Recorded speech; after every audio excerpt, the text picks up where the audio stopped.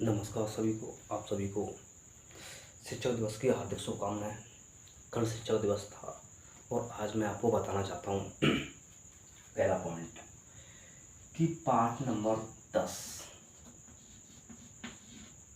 या पाठ नंबर 1 जो कक्षा 10 का था, क्लास 10th, इसका नाम है रासायनिक अभिक्रियाएं। रासायनिक अभिक्रियाएं एवं रासायनिक समीकरण। तो सबसे पहले मैं आपको ये बताऊंगा कि रासायनिक अभिक्रिया क्या चीज़ होती है और रासायनिक समीकरण क्या होता है। सब जो पाठ का नाम है वही मैं उसकी परिभाषा दूंगा। पहले रासायनिक अभिक्रिया के बारे में भी समझाएंगे और रासायनिक समीकरण के बारे में बताएंगे। सबसे पहले रासायनिक समीकरण हेडिंग लिखेंगे पहली, रासायनिक अभिक्रिया। रासायनिक अभिक्रिया कहने का तात्पर्य यह है कि रासायनिक अभिक्रिया वह परिवर्तन जिसके कारण नए गुणधर्मों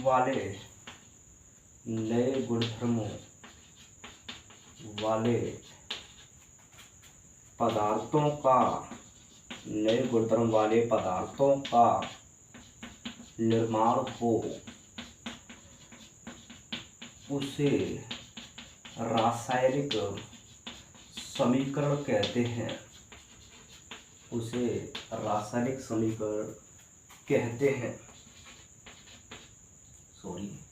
रासायनिक अभिक्रिया कहते हैं।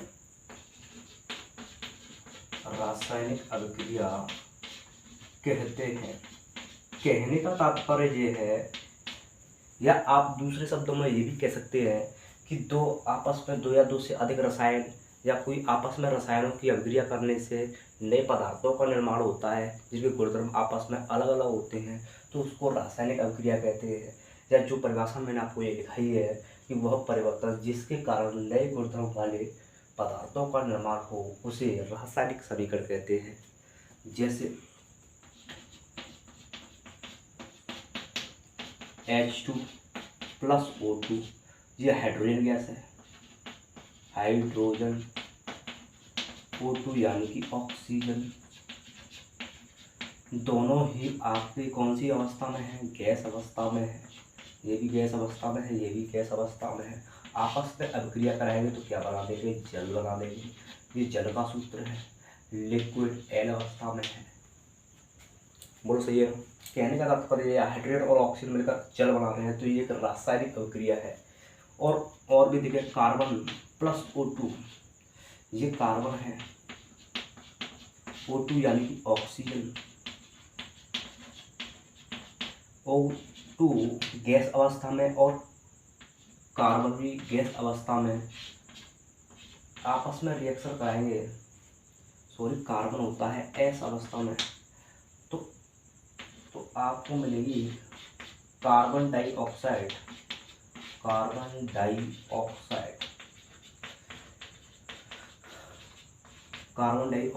इस तरीके से आपने उदाहरण पढ़े हैं। हाइड्रोजन, ऑक्सीजन, तो आपको मिलाकर मिल रहा है जल, और कार्बन और ऑक्सीजन को मिलाकर मिल रहा है कार्बन डाइऑक्साइड। तो इस प्रकार से रासायनिक अभिक्रिया के समीकरण हैं। और दैनिक जीवन में समीकरण देखने को मिलते हैं। जैसे दैनिक जीवन में अभिक्रियाएं आपको देखने भी मिलती हैं। जैसे उसका फर्स्ट पॉइंट, दही का जमना। सेकंड पॉइंट, लोहे पर जंग लगना।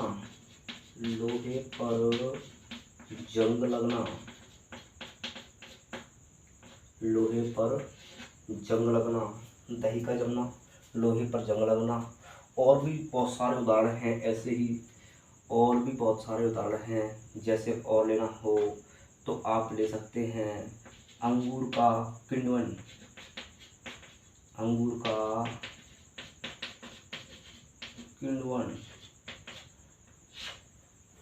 अंगूर का कीट, दही का जमना, लोहे पर जंगलाना, ये सारे छोटे मोटे जो उदाहरण देखने को मिलते हैं वो कैसे उदाहरण है दैनिक जीवन में देखने को मिलते हैं, जो सभी रासायनिक अभिक्रियाओं के उदाहरण है। और ये भी कार्बन डाइऑक्साइड हाइड्रोजन गैस आपस में मिलाकर जल बना रही है, कार्बन डाइऑक्साइड कार्बन और ऑक्सीजन मिलाकर आपस में कार्बन डाइऑक्साइड गैस बना रहे हैं। तो ये भी एक तरह से रासायनिक अभिक्रियाओं के उदाहरण है। अब बात करते हैं रासायनिक समीकरण। रासायनिक समीकरण क्या होता है, तो इसके लिए इसकी परिभाषा थोड़ी चेंज है, थोड़ी बात परिभाषा में थोड़ा अंतर है, वो देखिए क्या है।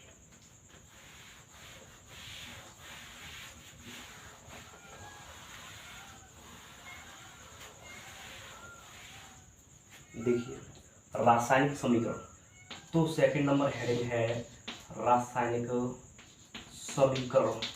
रासायनिक समीकरण क्या है, रासायनिक समीकरण कहने का तात्पर्य मेरा ये है कि जैसे जो रासायनिक अभिक्रिया बताई गई है उसको प्रतीकों या संकेतों के रूप में लिख देना।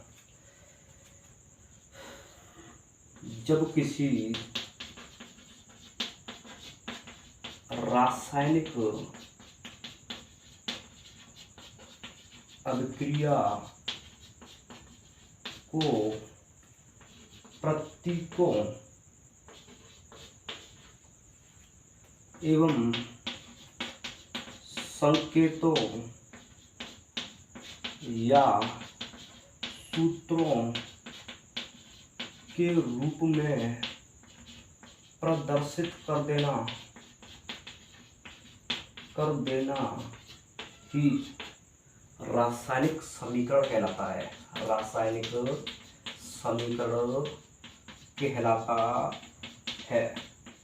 कहने का तात्पर्य ये है मेरा कि जैसे किसी अभिक्रिया को आप सूत्रों के रूप में, प्रतीकों के रूप में या संकेतों के रूप में या सूत्रों के रूप में व्यक्त कर देते हैं तो वो अभिक्रिया रासायनिक समीकरण बन जाती है। कहने का तात्पर्य है, जैसे मैं छोटा सा इसके लिए उदाहरण लेता हूँ। उदाहरण नंबर 1 समझ लो आप। जैसे कार्बन प्लस ऑक्सीजन, ये इसका प्रतीक है कार्बन का, ये ऑक्सीजन का प्रतीक है। प्रतीकों के रूप में व्यक्त कर देना और ये बन गई कार्बन डाइऑक्साइड, ये कार्बन डाइऑक्साइड का प्रतीक है। तो ये हो गया आपका रासायनिक समीकरण। सेकेंड नंबर जैसे हाइड्रोजन गैस, ये हाइड्रोजन गैस का प्रतीक है H2O2 यानी कि ऑक्सीजन गैस का प्रतीक है, और मिलाकर बना देते हैं जल, मिलाकर ये बना देते हैं जल बना देते हैं। वो जल का प्रतीक होता है H2O, कार्बन डाइऑक्साइड का प्रतीक होता है CO2। तो इस तरीके से आपको प्रतीकों के रूप में और संकेतों के रूप में लिखा जाता है। कहने का तात्पर्य है रासायनिक अभिक्रिया को संकेतों या प्रतीकों या सूत्रों के रूप में व्यक्त कर देना ही रासायनिक समीकरण कहलाता है। अब बात आ गई रासायनिक समीकरण की। अब इसमें अगली परिभाषा पढ़ेंगे अभिकारक और उत्पाद। देखिए वो भी देखिए।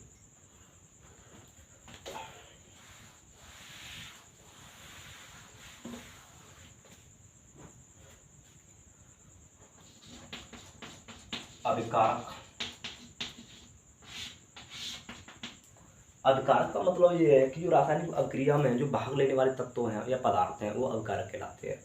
कहने का मतलब ये है रासायनिक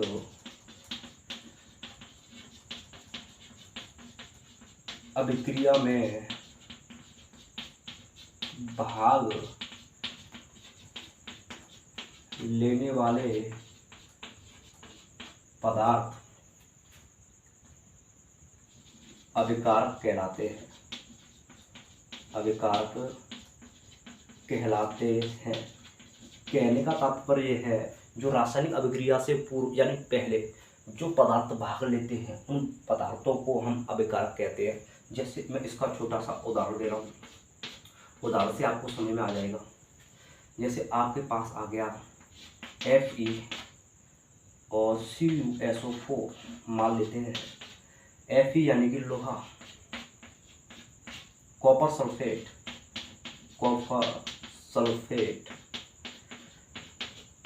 अभिक्रिया से पहले, अभिक्रिया से पूर्व जो पदार्थ भाग ले रहे हैं, ये पदार्थ या ऐसे हो सकते हैं बाईं तरफ के पदार्थ, रासायनिक समीकरण के बाईं तरफ के पदार्थों को अभिकारक और दाईं तरफ के पदार्थों को उत्पाद कहते हैं। तो ये हो गया आपका अभिकारक। चलो जी, ये भी बात समझ में आ गई। अब इसके दौरान जो बनता है FeSO4 प्लस Cu, ये बन गया फेरस सल्फेट और कॉपर हो गया अलग। बाद में इनके बारे में बताएं कि कैसे अलग होते हैं कैसे अलग नहीं होते हैं। अभी तो आप फिलहाल में ये कहो कि रासायनिक अभिक्रिया में भाग लेने वाले पदार्थ हैं वो अभिकारक कहलाते हैं, और रासायनिक अभिक्रिया के बाद बनते जो पदार्थ हैं उनको उत्पाद कहते हैं। उत्पाद की भी परिभाषा लिखना चाहें तो लिख लेना उत्पाद। इसकी परिभाषा बन जाएगी रासायनिक अभिक्रिया के बाद या दौरान, रासायनिक अभिक्रिया के दौरान, रासायनिक अभिक्रिया के दौरान भाग लेने वाले पदार्थों को या निर्माण हुए नए पदार्थों को या निर्माण हुए नए पदार्थों को उत्पाद कहते हैं, उत्पाद कहते हैं। जैसे ये अभिकारक का और ये उत्पाद का, या ऐसे कह सकते हैं किसी भी रासायनिक समीकरण में या रासायनिक अभिक्रिया में अभिक्रिया के दाईं तरफ का भाग या दाईं तरफ के सभी पदार्थों को क्या कहते हैं उत्पाद, और बाईं तरफ के सभी पदार्थों को कहते हैं अभिकारक। तो ये हो गई उत्पाद और अभिकारक की बातें। अब पढ़ते हैं हम अभिक्रियाओं के प्रकार। कितने प्रकार की अभिक्रिया हैं, इस पूरे चैप्टर में अभिक्रियाओं के प्रकार के बारे में पढ़ेंगे। कौन कौन सी अभिक्रिया होती हैं उनके एक एक दो एग्जाम्पल भी पढ़ेंगे और देखते हैं क्या होता है। चलिए इसको भी डाल देते हैं।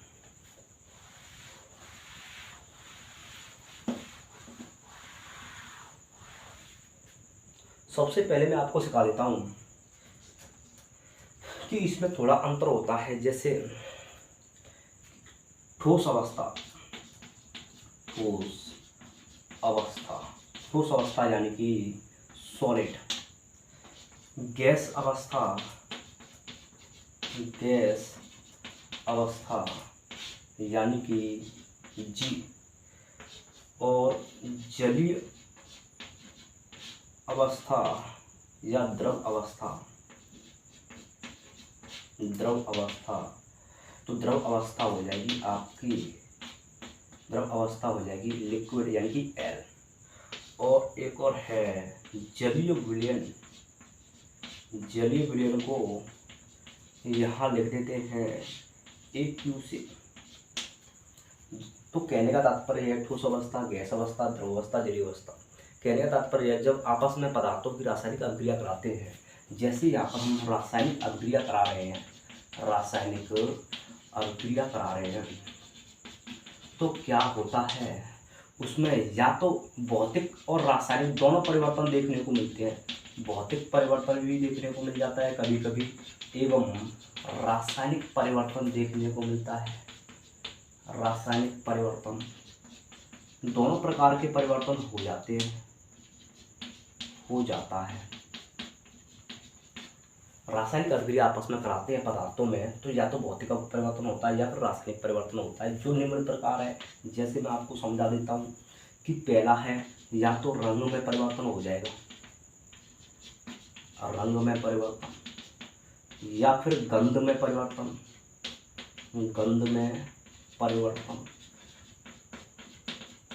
या फिर ताप में परिवर्तन, पदार्थ या तो गर्म हो जाएंगे या ठंडे हो जाएंगे, परिवर्तन, या फिर अवस्था में परिवर्तन।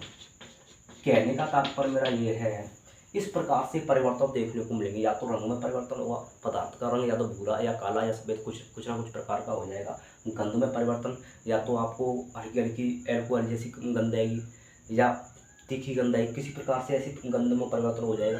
ताप में परिवर्तन, या तो ताप ठंडा हो जाएगा, या तो पदार्थ ठंडा हो जाएगा या पदार्थ गर्म हो जाएगा। अवस्था में परिवर्तन, अवस्था और जैसे ठोस अवस्था, गैस अवस्था, द्रव अवस्था, जलीय अवस्था, इस प्रकार से अवस्था में परिवर्तन हो जाएगा। तो ये भी इम्पोर्टेंट बात है। इसके बाद पढ़ते हैं रासायनिक अभिक्रियाओं के प्रकार।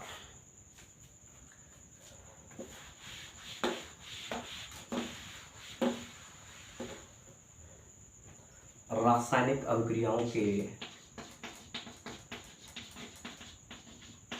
अभिक्रियाओं के प्रकार।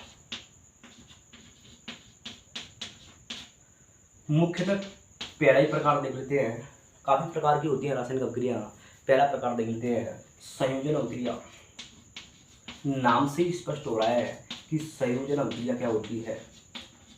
कहने का मेरा मतलब ये है, संयोजन जब दो या दो से अधिक पदार्थ मिलकर आपस में एक नए पदार्थ का निर्माण करते हों, या दो या दो से अधिक पदार्थ मिलकर या अभिकारक मिलकर एक उत्पाद का निर्माण करते हों, या एक उत्पाद का निर्माण करते हों, और संयोजन अभिक्रिया कहलाती है। जैसे जब दो या दो से अधिक पदार्थ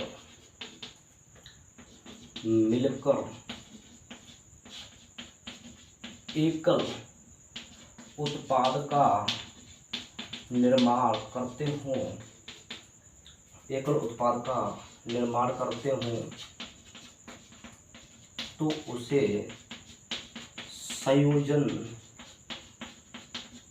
अभिक्रिया कहते हैं।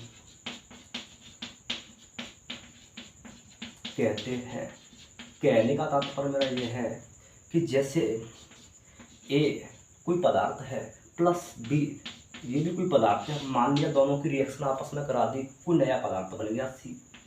तो इस प्रकार से इसकी रिएक्शन है। उदाहरण देना चाहो तो उदाहरण देख लो। उदाहरण के लिए वही सिंपल उदाहरण ले सकते हैं आप, नो प्रॉब्लम। जैसे उदाहरण के लिए हाइड्रोजन H2O2 मिलकर बना देती है H2O, मिलकर क्या बना देती है H2O। और भी लेते हैं C+O2 और ये बन जाता है CO2। कार्बन ऑक्सीजन मिलाकर बना दिए कार्बन डाइऑक्साइड। देख रहे हैं आप, अभिकारक दो या दो से अधिक अभिकारक एकल उत्पाद का निर्माण कर रहे हैं। तो इस अभिक्रिया को रासायनिक अभिक्रिया में शामिल किया गया है, यानी कि संयोजन अभिक्रिया कहलाती है। संयोजन नाम से स्पष्ट हो रहा है, दो या दो से अधिक पदार्थ मिलकर संयोजन करेंगे, मिलकर एक नए पदार्थ का निर्माण करते हैं। चलो जी, ये हो गया। अब नेक्स्ट परिभाषा पढ़ेंगे।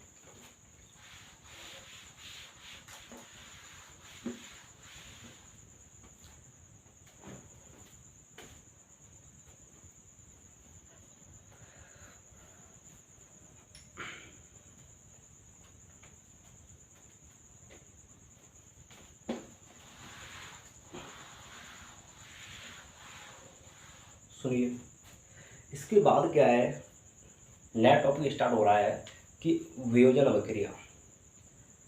वियोजन अभिक्रिया से आप ऊष्माक्षेपी और ऊष्माशोषी अभिक्रिया पढ़ेंगे। जैसे मान लिया दूसरे नंबर की अभिक्रिया है ऊष्माक्षेपी अभिक्रिया। नाम से स्पष्ट हो रहा है, ऊष्माक्षेपी अभिक्रिया। कहने का तात्पर्य है ऐसी अभिक्रिया जिसमें ऊष्मा का निष्कासन हो या ऊष्मा निकलती हो, ऐसी रासायनिक अभिक्रिया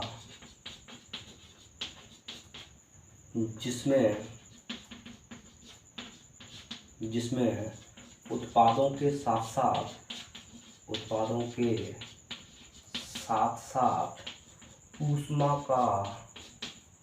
ऊष्मा का निर्माण होता हो, ऊष्माक्षेपी अभिक्रिया कहलाती है। ऊष्माक्षेपी अभिक्रिया कहलाती है। कहने का तात्पर्य मेरा ये है, कहलाती है। तो आपके समझ में आ रहा होगा, नाम से स्पष्ट हो रहा है, ऊष्माक्षेपी ऐसी अभिक्रिया जिसमें आपस में रासायनिक अभिक्रिया करा रहे हैं, तो उत्पाद तो बढ़ रहे हैं, उत्पाद के साथ साथ ऊर्जा का निष्कासन हो रहा है। तो इस अभिक्रिया को ऊष्माक्षेपी अभिक्रिया कहते हैं। जैसे मैं उदाहरण ले लेता हूँ इसके। वैसे उदाहरण पेपर में एक ही याद कर सकते हो, और वैसे देखा जाए तो दो उदाहरण तो सही रहते हैं, उदाहरण 1 और उदाहरण 2। उदाहरण 2, पहला उदाहरण लेते हैं, मेथेन गैस का दहन या मीथेन गैस का दहन। मीथेन गैस का दहन, मीथेन गैस का दहन। दूसरा उदाहरण लेते हैं, शोषण भी क्या है, एक ऊष्माक्षेपी अभिक्रिया है। मीथेन गैस का सूत्र आपको पता ही है, CH4। नहीं पता है तो यहाँ पढ़ेंगे। CH4 का दहन होगा। CH4 का अभिक्रिया किसके साथ होगी? CH4 की अभिक्रिया होगी दहन, गैस का दहन, यानी कि ऑक्सीजन के साथ अभिक्रिया कराएंगे। जैसे ही हम ऑक्सीजन के साथ अभिक्रिया कराते हैं तो हमें क्या क्या मिलता है वो देखिए। CH4 मेथेन गैस का सूत्र है ये, प्लस दहन, दहन के साथ ऑक्सीजन तो होगी, क्योंकि बिना ऑक्सीजन की सहायता से हम दहन नहीं कर सकते हैं। ऑक्सीजन का जैसे ही इसके साथ दहन कराया जाएगा तो हमारे पास CO2 प्लस H2O। संतुलित करने के लिए H की मात्रा कितनी है? 2, तो 2, ऑक्सीजन 2, 2 2 4, तो 2, ये हो गया संतुलित। तो देख रहे हैं आप, कार्बन डाइऑक्साइड और जल मिल रहा है। कहने का तात्पर्य मेरा ये है, मेथेन गैस ये भी एक गैस अवस्था है, और ये भी एक गैस अवस्था है, ये भी एक गैस अवस्था है, और जो जल भी बनता है वो भी गैस अवस्था भी बनता है। H2 बनता है आपका, वो भी किस अवस्था बनता है? गैस अवस्था बनता है। इस प्रकार से अब शोषण की बात आती है। शोषण के लिए C6H12O6, यानी कि ये ग्लूकोज का सूत्र है, ग्लूकोज। आगे पढ़ाएंगे पर आप यहाँ डायरेक्ट याद कर लो, ये ग्लूकोज का सूत्र है C6H12O6 प्लस इसकी अभिक्रिया किससे करा रहे हैं? इसकी अभिक्रिया भी ऑक्सीजन से करा रहे हैं। ग्लूकोज जैसे ही हमारे शरीर के अंदर जाता है, शोषण की क्रिया उत्पन्न होती है, तो वहाँ से निर्माण होता है CO2 carbon dioxide plus H2O plus CO2 H2O plus इसके साथ निकलती है ऊष्मा, और यहाँ पर भी इसके साथ निकलती है, इसके साथ भी निकलती है ऊष्मा। ऊपर वाली जो अभिक्रिया है उसके साथ भी ऊष्मा निकलती है उत्पादकों के साथ साथ, और यहाँ भी उत्पादों के साथ साथ ऊष्मा का निर्माण होता है। जैसे मान लिया ग्लूकोज। अब इसको संतुलित कर लेते हैं। संतुलित करने के लिए 6, तो 6 और यहाँ पर भी 6 संतुलित हो गया भाई। कहने का तात्पर्य यह है, ये हो गई ऊष्माक्षेपी अभिक्रिया। अब इसका दूसरा टाइप है ऊष्मा शोषी अभिक्रिया। वह अभिक्रिया जिसमें अभिकारक को ऊष्मा देनी पड़ती है। पहले ऊष्मा देन यहाँ निकलती थी, अब यहाँ ऊष्मा देनी है, तो इस अभिक्रिया को ऊष्माक्षेपी अभिक्रिया कहते हैं। देखते हैं इसकी परिभाषा कैसे बनेगी।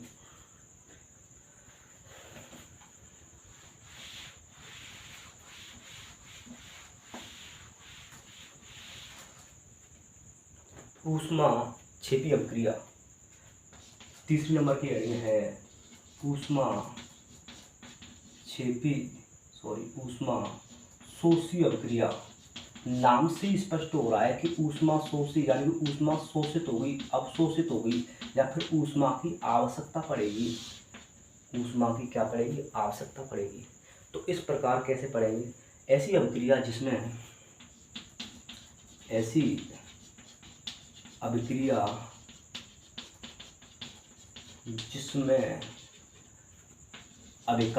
को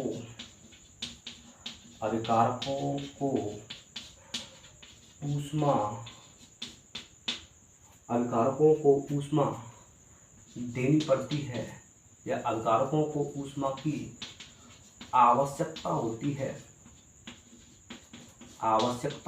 है, तो इस अभिक्रिया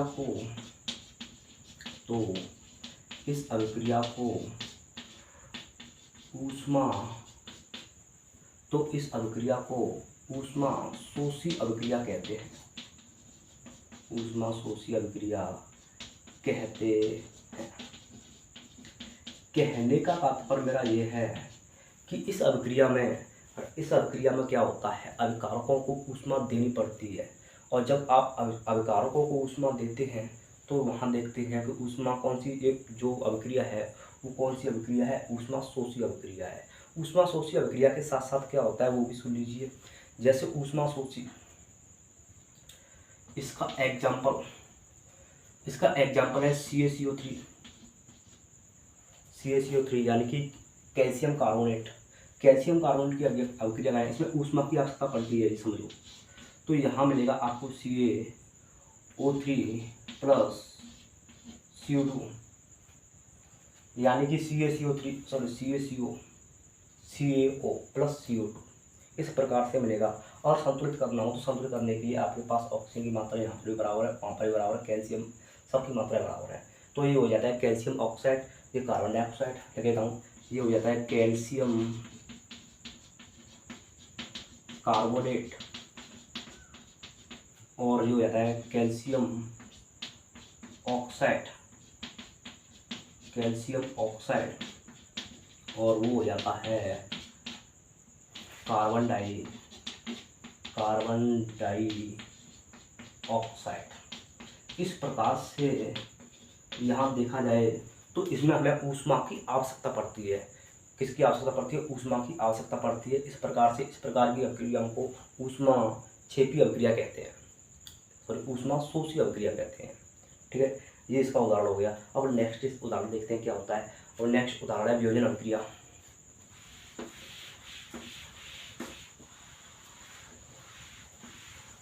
नाम से स्पष्ट हो रहा है वियोजन अभिक्रिया ऐसी अभिक्रिया, चौथी परिभाषा है वियोजन अभिक्रिया।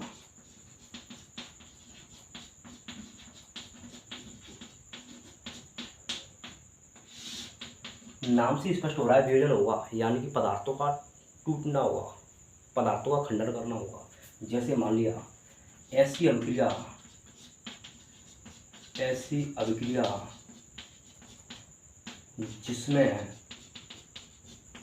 जिसमें एकल अभिकारक टूटकर दो या दो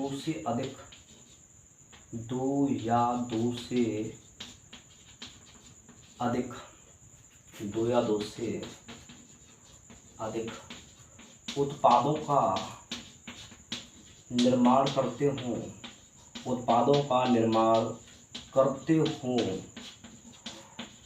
उस अभिक्रिया को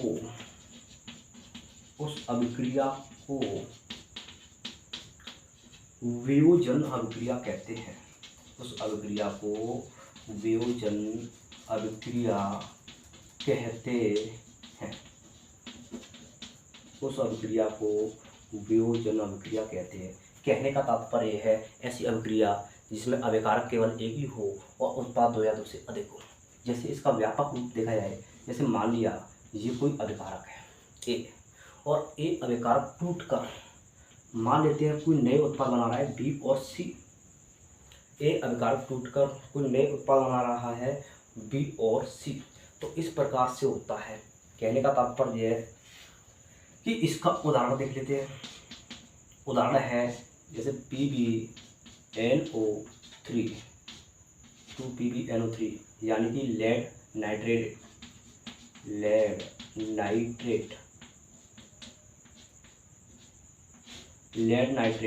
PbNO3। जैसी इसकी अभिक्रिया कराई जाती है, इसकी अभिक्रिया ऊष्मा की सहायता से या प्रकाश की सहायता से, किसी न किसी की सहायता से कराई जाती है, ऊष्मा की सहायता से कराई जाती है। जैसे इसकी अभिक्रिया ऊष्मा की सहायता से कराई जाती है तो यहाँ मिलता है PbO और NO2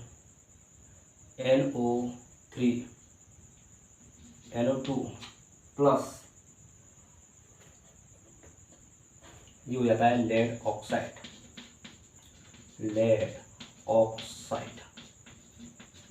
और ये हो जाता है नाइट्रोजन डाइऑक्साइड। तो कहने का तात्पर्य मेरा ये है कि इस प्रकार से संतुलित करना हो तो संतुलित आप कर सकते हैं। संतुलित करना मैं आपको पीछे सिखाऊंगा। कहने का तात्पर्य यह है कि लेड ऑक्साइड है वो आपको PbO और नाइट्रोजन और उसके साथ शायद ऑक्सीजन भी निकाल देता है। क्या निकालता है? ऑक्सीजन O2 भी निकाल देता है। संतुलित करने के लिए जैसे आप संतुलित करना हो तो 2PbO, Pb की मात्रा 2 यहाँ है, ऑक्सीजन 2 2 4 4 और 5 तो 3 3 दूनी 6। तो इसके लिए ऑक्सीजन की मात्रा करनी हो हमें 3 6, ऑक्सीजन की मात्रा भी बराबर है। नाइट्रोजन की दे लेते हैं, नाइट्रोजन कितनी है 2, तो यहाँ नाइट्रोजन की 1 तो 2 से गुणा कर दो। ठीक है, नाइट्रोजन की मात्रा होगी 2। अब ऑक्सीजन भी होगी 2 4 4 4 8 तो 3 3 दूनी 6 हो गई। कहने का तात्पर्य है तो आप इस प्रकार से किसी न किसी प्रकार से संतुलित कर लेंगे। संतुलित करने के लिए आपको ज़्यादा इम्पोर्टेंट इस पर ध्यान नहीं देना है। अगर ध्यान देना भी है तो देख भी सकते हो, नाइट्रोजन 4 हो जाएगा, नाइट्रोजन की मात्रा हो जाएगी 4, तो ऑक्सीजन की मात्रा हुई ये, और पीवी की मात्रा कितनी हो जाएगी,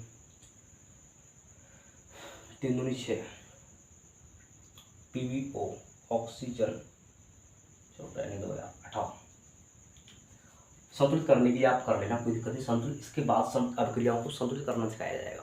देखते हैं क्या होता है। तो पीवी लेड नाइट्रेट को आप अलग करते हैं तो आप लेड ऑक्साइड में मिलेगा, और नाइट्रोजन डाइऑक्साइड में मिलेगा, और ऑक्सीजन में भी मिलेगा, इस प्रकार से मिलेगा। अगर कैल्शियम कार्बोनेट है, कैल्शियम कार्बोनेट CaCO3, ये भी एकल उत्पाद, एकल अभिकारक है, एक ही अभिकारक है, और ये 2 या 2 से अधिक भागों में टूटेगा। टूटेगा कैसे, CaO यानी कैल्शियम ऑक्साइड, और ये बन जाएगा Ca2 यानी कि कार्बन डाइऑक्साइड। 2 अभिकारक बन गए, केवल एक ही, 2 उत्पाद बन गए, केवल एक ही अभिकारक है। तो इस प्रकार की अभिक्रिया को हम क्या कहते हैं, वियोजन अभिक्रिया कहते हैं।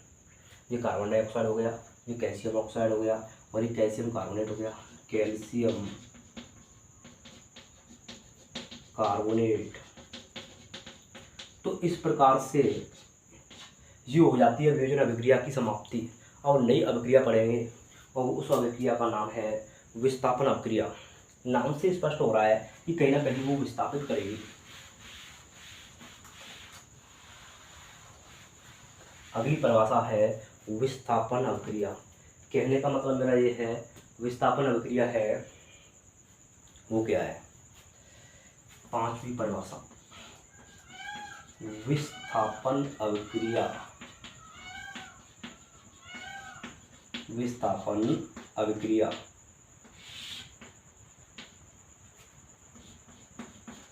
ऐसी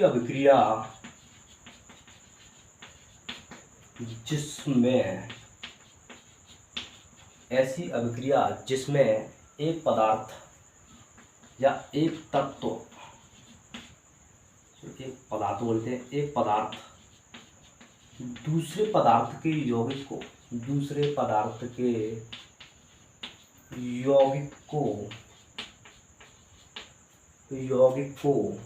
विस्थापित कर देता है, यौगिक को विस्थापित कर देता है, तो वह अभिक्रिया विस्थापन अभिक्रिया कहलाती है। तो वह अभिक्रिया विस्थापन अभिक्रिया कहलाती है। तो इस प्रकार से विस्थापन अभिक्रिया की परिभाषा है। विस्थापन अभिक्रिया कहने का मतलब है ऐसी अभिक्रिया जिसमें एक पदार्थ दूसरे पदार्थ के यौगिक को, खुद के यौगिक को क्या कर लेता है, अलग कर लेता है, विस्थापित कर लेता है, तो वह अभिक्रिया विस्थापन अभिक्रिया कहलाती है। जैसे उदाहरण के लिए FeCuSO4, Fe यानी कि लोहा, CuSO4 यानी कॉपर सल्फेट, और आपस में जैसे इसकी रिएक्शन कराते हैं तो फेरस सल्फेट प्राप्त होता है, फेरस सल्फेट प्राप्त होता है, और कॉपर अपने विलयन से अलग हो जाता है। तो देख रहे हैं ये इसके यौगिक से अलग करा रहा है, यानी विस्थापित करा रहा है। तो इस प्रकार की अभिक्रिया को विस्थापन अभिक्रिया कहते हैं। और भी उदाहरण लीजिए इसका, और सेकंड उदाहरण लेना चाहते हैं तो Zn लेते हैं, ZnCuSO4, और ZnCuSO4 यानी कि कॉपर सल्फेट, और ये होता है जिंक, और ये होता है लोहा, फेरस, ठीक है। तो कॉपर सल्फेट से अलग कराते हैं ZnSO4 प्लस कॉपर अलग हो जाता है, कॉपर आपका हो जाएगा अलग, यहाँ पर भी कॉपर हो जाएगा अलग, कॉपर सल्फेट, और यहाँ पर मिलता है आपको जिंक सल्फेट। तो देख रहे हैं इन प्रकार की अभिक्रियाओं को विस्थापन अभिक्रिया कहते हैं। देख रहे हैं एक तत्व दूसरे तत्व के यौगिक को विस्थापित कर रहा है, एक पदार्थ दूसरे पदार्थ के यौगिक को विस्थापित कर रहा है। जैसे यहाँ देख रहे हैं जिंक कॉपर सल्फेट है तो उसको सल्फेट का विस्थापन कर दिया, ऐसी लोहा है कॉपर सल्फेट है, सल्फेट को फिर विस्थापित कर दिया, अलग अलग मिल गए। तो ये होगी विस्थापन अभिक्रिया। अब पढ़ेंगे द्विविस्थापन अभिक्रिया, इसी का सेकंड पार्ट है, बस थोड़ा सा अंतर है। अंतर क्या है वो देखिए।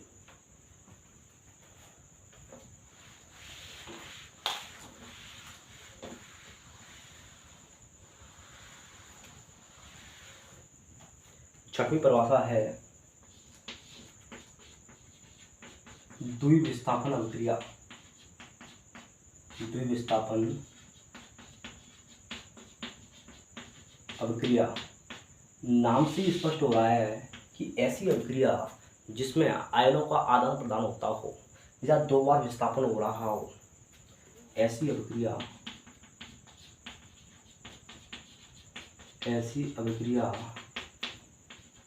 जिसमें उत्पादों का निर्माण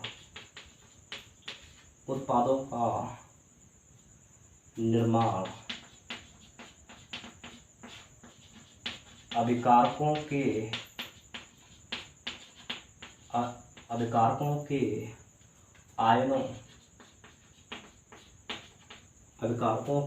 आयनों के विस्थापन या अभिकारकों के आयनों के विस्थापन या विनिमय बदलाव विस्थापन के विस्थापन के द्वारा अभिकारकों के आयनों के विस्थापन के द्वारा होता है, तो यह अभिक्रिया द्विविस्थापन अभिक्रिया कहलाती है। द्विविस्थापन अभिक्रिया कहलाती है। तो यह अभिक्रिया द्विविस्थापन अभिक्रिया कहलाती है। मतलब कहने का तात्पर्य है कि इस अभिक्रिया में अभिकारक के आयन, जैसे प्लस आयन माइनस आयन, आयनों के बारे में समझाता हूँ। आयन दो प्रकार के होते हैं, एक प्लस आयन और एक माइनस आयन। आपस में आयनों का आदान प्रदान होता है या विस्थापन होता है। तो इस अभिक्रिया को क्या कहते हैं? द्विविस्थापन अभिक्रिया कहते हैं। जैसे मैं इसका एक उदाहरण लेता हूँ। उदाहरण नंबर 2,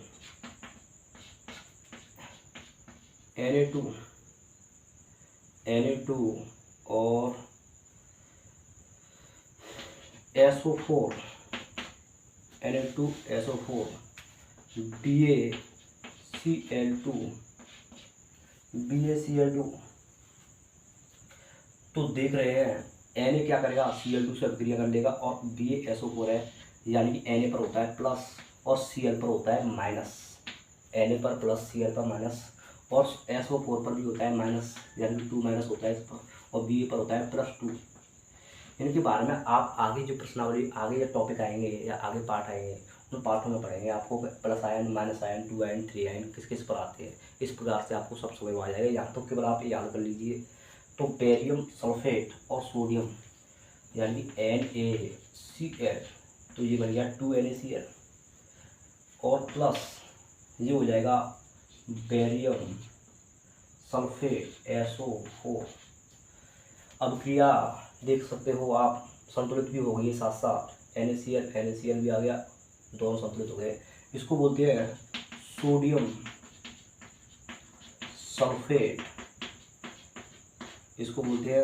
सल्फेट। और जो ये है BaCl2, बेरियम क्लोराइड,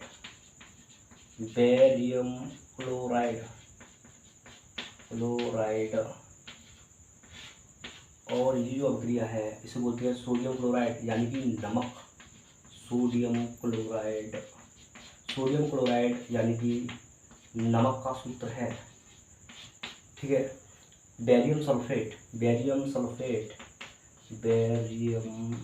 सल्फेट। तो इस प्रकार से देखा आपको अभिक्रिया में थोड़ा चेंजिंग मिला।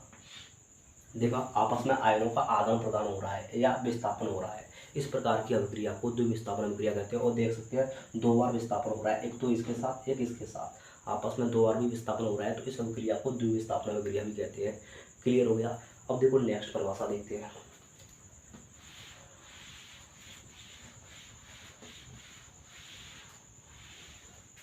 और नेक्स्ट परिभाषा है अपचयन अभिक्रिया।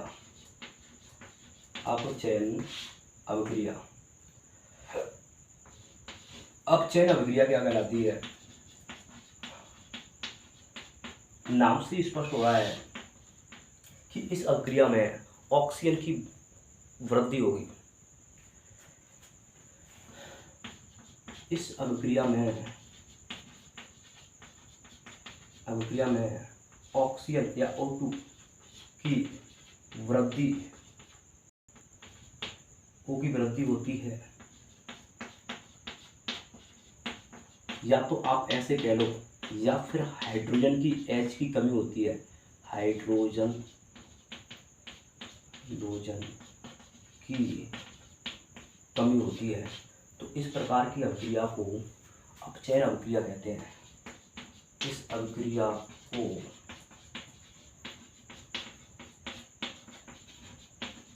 अपचयन अभिक्रिया कहते हैं। ठीक है, तो इस प्रकार की अभिक्रिया को अपचयन अभिक्रिया कहते हैं। इस अभिक्रिया में ऑक्सीजन की वृद्धि या फिर हाइड्रोजन की कमी होती है, तो इस प्रकार की अभिक्रिया को क्या कहते हैं? अपचयन अभिक्रिया कहते हैं। जैसे मैं इसका उदाहरण लेता हूँ। उदाहरण के लिए क्या है, Cu, ऑक्सीजन में वृद्धि करनी है तो plus O2, Cu plus O2, तो Cu में O आ गया, यानी कि देख रहे हो आप, संतुलित हो गया। ऑक्सीजन की मात्रा दो, कॉपर की मात्रा दो। कहने का मतलब यह है कि यहाँ पर देख रहे हैं आप, कॉपर में ऑक्सीजन की वृद्धि हो गई, तो इस अभिक्रिया में ऑक्सीजन की वृद्धि होती है, तो इस अभिक्रिया को अपचयन अभिक्रिया कहते हैं। किसकी वृद्धि हो रही है? ऑक्सीजन की। और भी देखते हैं, जैसे और देता हूँ, Cu प्लस O2, तो यहाँ पर भी देख लो, यहाँ भी CO2, पहले कार्बन था, कार्बन में ऑक्सीजन की वृद्धि हो गई, तो कार्बन में किसकी वृद्धि हुई? कार्बन में O की वृद्धि। और यहाँ पर कॉपर में O की वृद्धि। तो इस प्रकार की अभिक्रिया को अपचयन अभिक्रिया कहते हैं। इस प्रकार की अभिक्रिया को अपचयन अभिक्रिया कहते हैं। तो इस प्रकार से समझ में आ गया होगा। अब पढ़ते हैं इसका उल्टा, एक तरह से उपचयन अभिक्रिया। उपचयन अभिक्रिया क्या होगी वो भी सुन लो। अगली परिभाषा है उपचयन अभिक्रिया।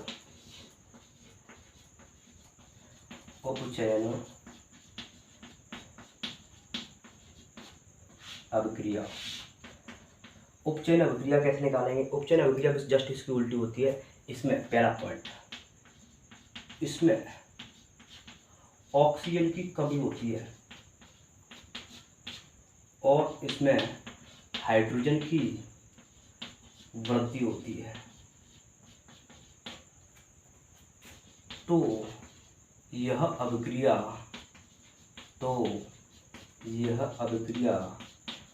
उपचयन अभिक्रिया कहलाती है। तो यह अभिक्रिया उपचयन अभिक्रिया कहलाती है। जस्ट इसकी उल्टी होती है। इस अभिक्रिया में क्या होता है, हाइड्रोजन की तो वृद्धि हो जाती है और ऑक्सीजन की हो जाती है कमी। तो इस प्रकार की अभिक्रिया को क्या कहते हैं? इस प्रकार की अभिक्रिया को कहते हैं उपचयन अभिक्रिया। जैसे मैं इसका उदाहरण दे रहा हूँ, CuO प्लस H2, तो क्या बन जाएगा? ये होता है कॉपर ऑक्साइड। क्या होता है? ये होता है कॉपर ऑक्साइड। कॉपर ऑक्साइड क्या करता है? H2O। अब यहाँ क्या होगा?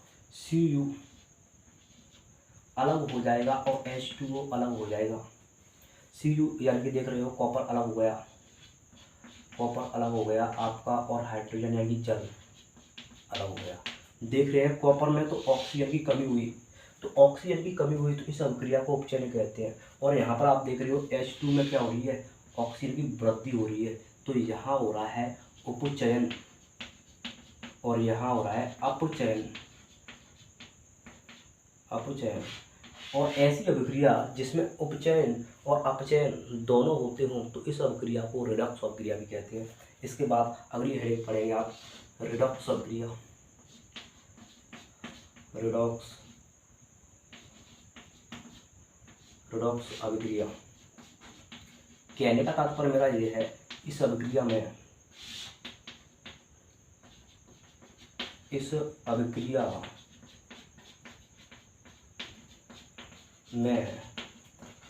उपचयन एवं अपचयन दोनों होते हैं तो उस अभिक्रिया को रिडॉक्स अभिक्रिया कहते हैं। रिडॉक्स अभिक्रिया कहते हैं। कहने का तात्पर्य मेरा ये है कि इस अभिक्रिया में उपचयन और अपचयन दोनों होते हैं, तो इस प्रकार की अभिक्रिया को रिडॉक्स अभिक्रिया कहते हैं। रिडॉक्स अभिक्रिया के लिए आप ये एग्जाम्पल फॉलो कर सकते हैं। ये एग्जाम्पल रिडॉक्स अभिक्रिया का भी है और अपचयन अभिक्रिया का भी है और अपचयन अभिक्रिया का भी है। तीनों अभिक्रियाओं का ये एग्जाम्पल है। ठीक है, इसके बाद नेक्स्ट टॉपिक क्या स्टार्ट होता है आपका, वो देखिए।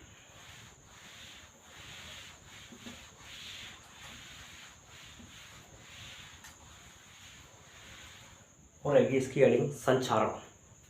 संक्षारण क्या होता है, नाम से स्पष्ट हो रहा है। संक्षारण जैसे धातु या लोहे की वस्तु है, धातु में कोई पदार्थ आ सकता है, लोहा आ सकता है, कॉपर आ सकता है, कांसा, कुछ भी है। लेकिन लोहे की वस्तु या धातु है वो वायु के संपर्क में या किसी तेजाब के संपर्क में